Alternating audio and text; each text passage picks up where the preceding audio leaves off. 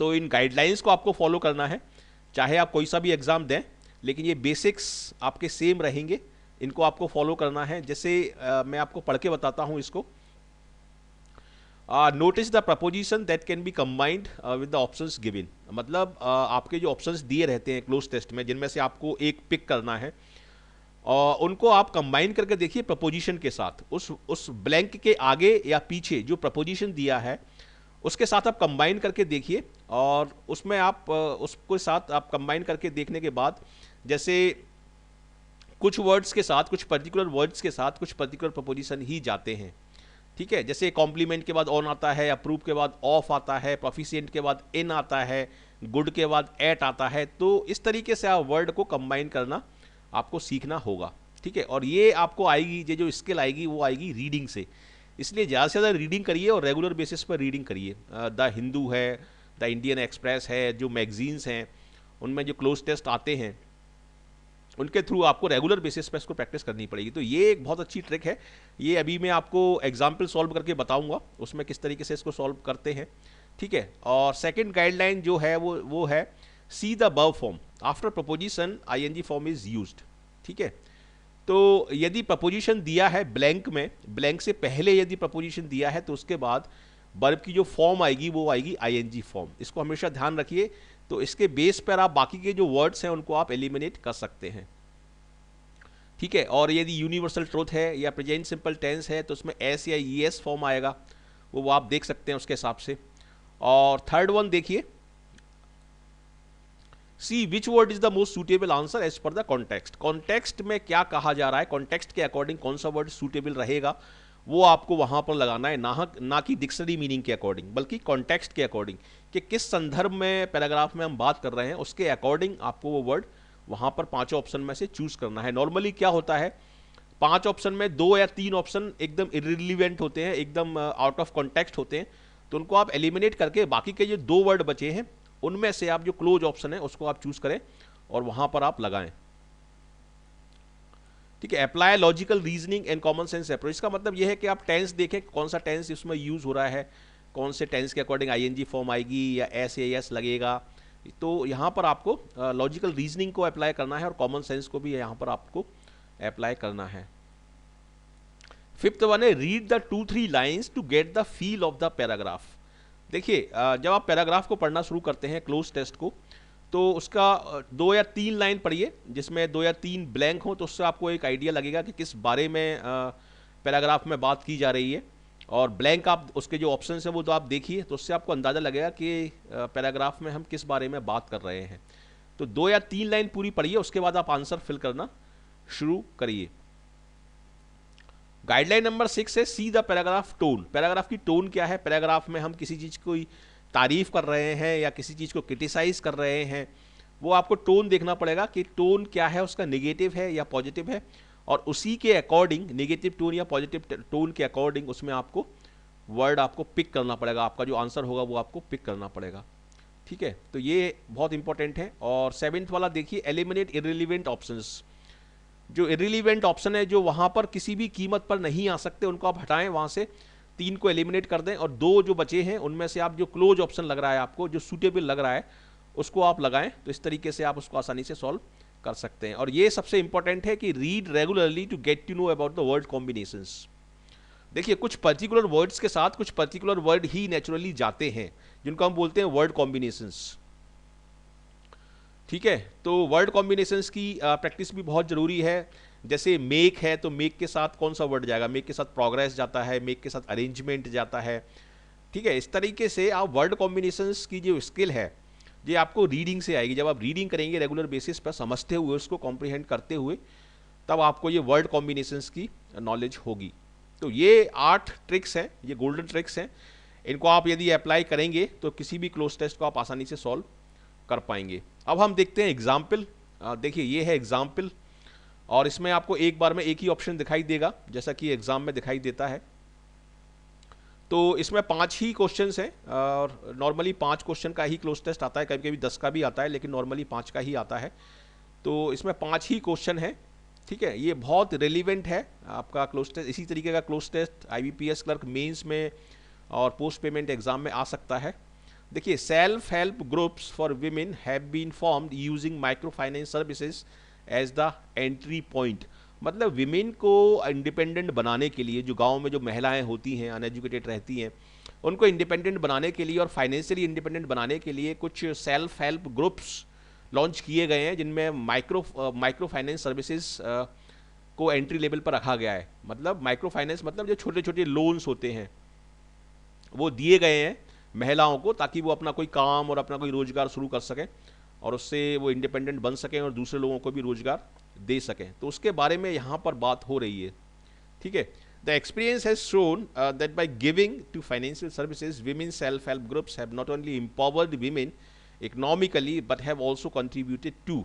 मतलब एक्सपीरियंस से ये शो होता है कि इस तरह के जो ग्रुप्स चालू किए गए हैं, सेल्फ हेल्प ग्रुप्स, जिसमें माइक्रो फाइनेंस सर्विसेज पर जोर दिया गया है, the experience has shown that by giving to financial services. अब देखिए यहां पर आपका क्या है, यहां पर आपका प्रपोजिशन क्या है, टू है। तो टू के साथ कौन सा वर्ड जुड़ सकता है? टू के साथ इसमें दो वर्ड जुड़ सकते हैं, एक तो एक्सेस और एक प्रोमिनेंस, ठीक है। बाय गिविंग, देखिए अगर यहां पर आप लगाएंगे by giving entry to financial services, का क्या सेंस बनेगा? कोई सेंस नहीं है। By giving entry to financial services, ठीक है। एंट्री के बाद फिर टू नहीं आएगा। By giving entry in financial services, इस तरह से होता तो ये सही होता। By giving entry to financial service, कोई सेंस नहीं बन रहा।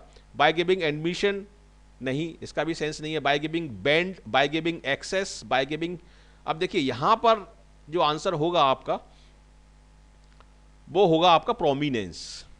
इसका मैं मतलब आपको बताता हूं। By giving prominence to financial services women self help group haven't only empowered, मतलब जो फाइनेंशियल सर्विसेज हैं, जो माइक्रो फाइनेंशियल सर्विसेज हैं, उनको महत्व देके हमने विमेंस को इकोनॉमिकली एम्पावर्ड करने की कोशिश की है। ये यहाँ पर बोला जा रहा है।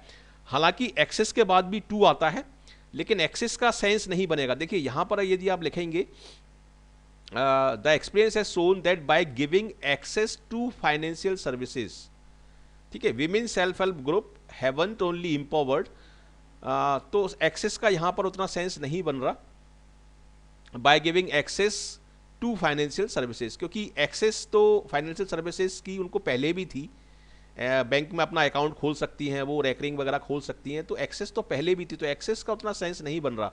यहां पर हम बात कर रहे हैं विमेन एम्पावरमेंट की, कि किस तरीके से जो गांव की महिलाएं हैं, जो इलिटरेट हैं, उनको एम्पावर किया जाए, तो उसकी बात हो रही है। तो इसलिए यहाँ पर प्रोमिनेंस वर्ड एकदम अप्रोप्रिएट रहेगा। एक्सेस थोड़ा सा क्लोज लगता है, लेकिन प्रोमिनेंस वर्ड यहाँ पर एक्सेस यहाँ पर सही रहेगा, यहाँ पर आंसर होगा, ठीक है। By giving prominence to financial services women self help group haven't only empowered women economically but have also contributed to, अब देखिए कॉन्ट्रीब्यूटेड टू वॉट, ठीक है। मतलब जो सेल्फ हेल्प ग्रुप्स हैं उनने विमेन को इकोनॉमिकली एम्पावर किया है और कंट्रीब्यूट किया है। कंट्रीब्यूटेड टू वॉट, ठीक है। अब वॉट का आंसर जो होगा वो आईएनजी फॉर्म में होगा हमेशा, क्योंकि आईएनजी फॉर्म जो होती है वो नाउन होती है, ठीक है। हालांकि इस वाले ऑप्शन में सारे ही आईएनजी फॉर्म में है, लेकिन कभी कभी ऐसा होता है कि एग्जामिनर आपका 3 आपका आईएनजी फॉर्म में दे देगा और 2 आपका सिंपल फॉर्म में दे देगा, तो वो आप एलिमिनेट कर सकते हैं। अब यहां पर देखिए, यहां पर हम कौन से ऑप्शन एलिमिनेट कर सकते हैं? फ्लैटरिंग, सीजिंग और डेकोरेटिंग, ये टोटली आउट ऑफ कॉन्टेक्स्ट हैं, इनका कोई सेंस नहीं बन रहा कि माइक्रो फाइनेंस जो छोटे छोटे ग्रुप्स हैं उन्होंने contributed to flattering their dignity, ठीक है, कोई सेंस नहीं है इसका। सीजिंग और डेकोरेटिंग देयर डिग्निटी, कोई सेंस नहीं है। सीजिंग देयर डिग्निटी, कोई सेंस नहीं है। फ्लैटरिंग देयर डिग्निटी, थोड़ा सा सेंस बन रहा है इसका, फ्लैटरिंग देयर डिग्निटी। और जो क्लोज ऑप्शन है वो 2 हैं यहां पर, एक मेंटेनिंग और एक इनहैंसिंग, ठीक है। इनहैंसिंग देयर डिग्निटी, देखिए नॉर्मली हम डिग्निटी को इनहैंस नहीं करते, डिग्निटी को हम मेंटेन करते हैं। डिग्निटी मेंटेन, जैसे मैंने अभी बताया आपका कि वर्ड कॉम्बिनेशंस, ठीक है। I wanted to maintain my dignity, in the show he maintained his dignity, तो मेंटेन जो वर्ड है या डिग्निटी जो वर्ड है उसके साथ मेंटेन वर्ड नेचुरली जाएगा, ये होते हैं वर्ड कॉम्बिनेशंस, ठीक है।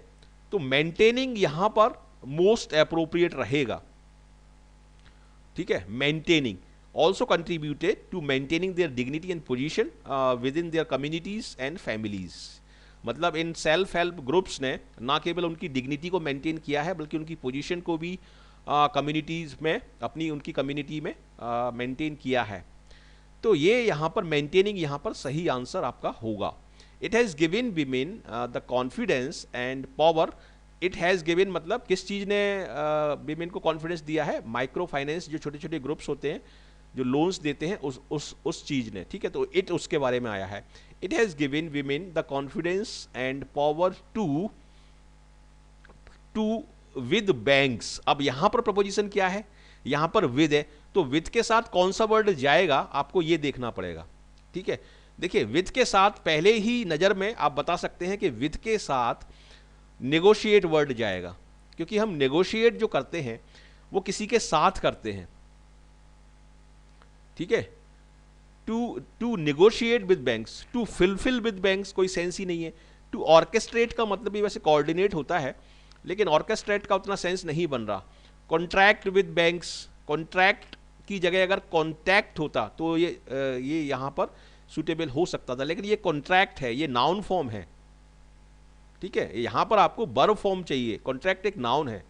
और कोलैबोरेट का मतलब होता है कन्फर्म, तो कन्फर्म कोलैबोरेट के बाद भी विद नहीं आएगा यहाँ पर, तो यहाँ पर आपका आंसर होगा नेगोशिएट, ठीक है। तो इस माइक्रो फाइनेंस की जो फैसिलिटी हम दे रहे हैं, इससे विमेन को एक कॉन्फिडेंस आया है कि वो बैंक्स के साथ और लोकल गवर्नमेंट ऑफिशियल्स के साथ नेगोशिएट कर सकती हैं, as well as with other economic sector. जो दूसरे इकोनॉमिक सेक्टर हैं, बैंक्स हैं और लोकल गवर्नमेंट ऑफिशियल्स हैं, उनके साथ वो नेगोशिएट कर सकती हैं, वार्तालाप कर सकती हैं, कम दर पर ब्याज ले सकती हैं, ये सारी फैसिलिटी उनको मिल सकती है। मतलब इनसे उनको एक कॉन्फिडेंस आया है। और यही चीज़ की हम बात कर रहे हैं, विमेन एम्पावरमेंट की ही हम इसमें बात कर रहे हैं। In all these the aim has been to create conditions in which, अब देखिए फोर्थ में ऑप्शन क्या होगा? In all these.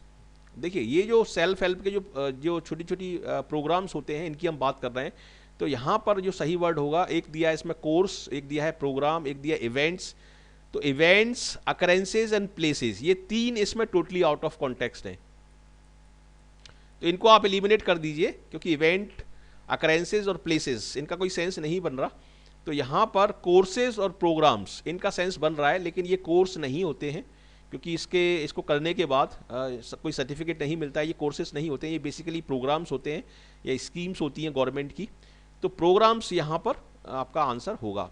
In all these programmes the aim has been to create conditions in which women can become agents of change for social as well as economic development. मतलब इन schemes के through, इन programmes के through जो women है वो agent बन सकती हैं, किस चीज़ के लिए?